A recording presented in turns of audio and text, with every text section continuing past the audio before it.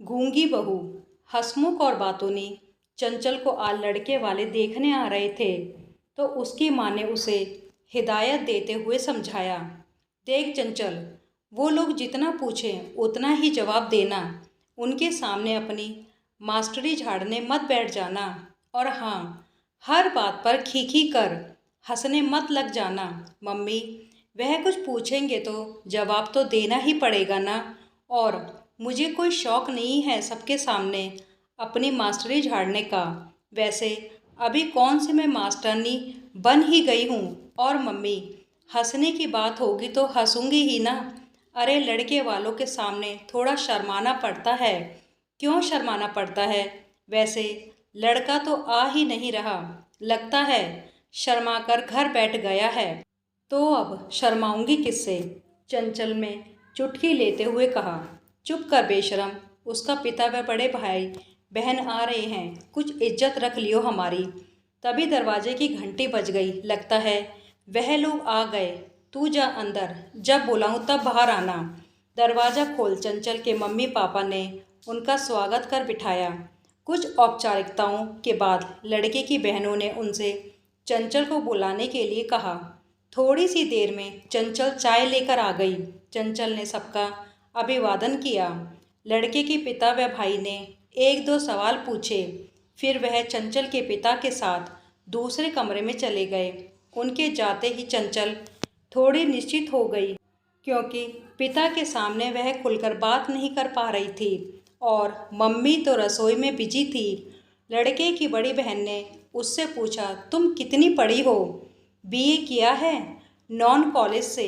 वह दोनों एक दूसरे का मुंह देखते हुए बोली, नॉन कॉलेज से मतलब? तब चंचल ने उन्हें नॉन कॉलेज का मतलब समझाया। दीदी, आप दोनों कहाँ तक पढ़ी हो? चंचल ने पूछा। चंचल का सवाल सुन वह दोनों एक दूसरे का मुंह देखने लगे। उन्हें उम्मीद नहीं थी कि वह भी कुछ पूछ सकती है।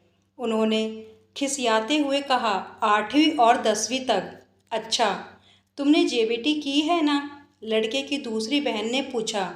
नहीं दीदी, मैंने ईटीई किया है। हमने तो सुना था तुमने प्राइमरी टीचर का कोर्स किया है। हाँ दीदी, किया है, पर तुम तो मना कर रही हो कि तुमने जेबीटी नहीं की। दीदी, जेबीटी हरियाणा में होती है, दिल्ली में इस कोर्स को ईटीई कहते हैं। चंचल ने मुस्कुराते हुए कहा। धीरे धीरे चंचल अपने रौ में आ गई थी। वह दोनों एक सवाल पूछती तो वह दो जवाब देती।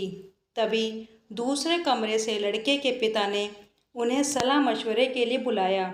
उन्होंने अपनी बिटिया से पूछा, कैसी लगी लड़की? तो बड़ी बहन थोड़ा मुंह बनाते हुए बोली, पिताजी, रंग रूप तो आपने देख ही लिया है और डिग्री भी सभी सही हैं, तो फिर क्या कमी है? बस बोलती थोड़ी ज़्यादा है।